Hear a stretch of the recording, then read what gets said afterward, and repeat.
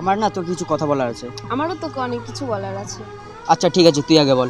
তোর মনে আছে আমি তোকে বলেছিলাম বিদেশে সেটেল হওয়ার কথা, আমার ভীষণ পছন্দ। হ্যাঁ বলেছিলি, আমার মনে আছে। আমি আমার মনের মতো একটা ছেলে পেয়েছি, সে আজকে আমাকে দেখতে আসছিল আর তার হাসি দেখে তো আমি পাগল।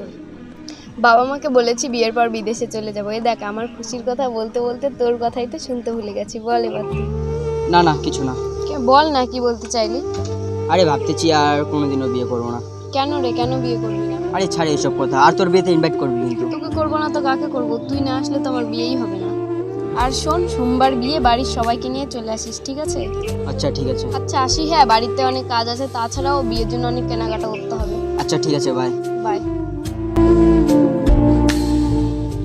যায় পাখি উড়ে যায় দূরে সরে,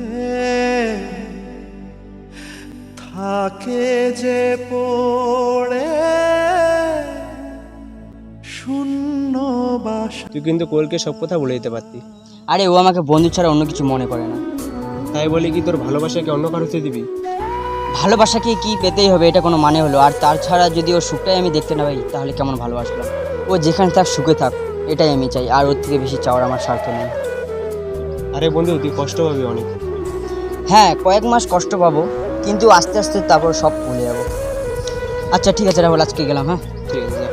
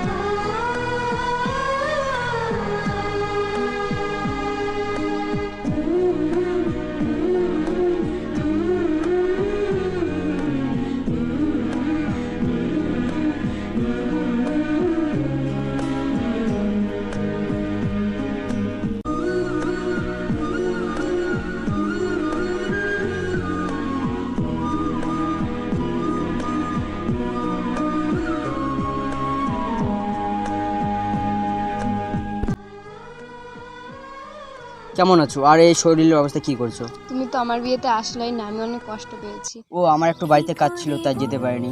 আচ্ছা, আর তোমার বিদেশ ঘোরা শেষ? ওগুলো সব মিথ্যে ছিল। ও আমাকে না, আমার টাকা পয়সাকে ভালোবাসে। রাহুল আমাকে বলেছে তুমি আমাকে ভালোবাসতে, তো বলনি কেন?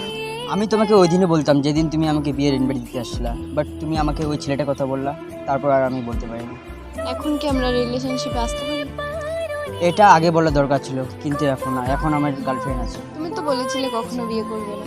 হ্যাঁ বলেছিলাম, কিন্তু সময় কার জন্য ঠিক হতো না। আজ কি প্লিজ তুমি আমার সাথে এমন করো না। সরি।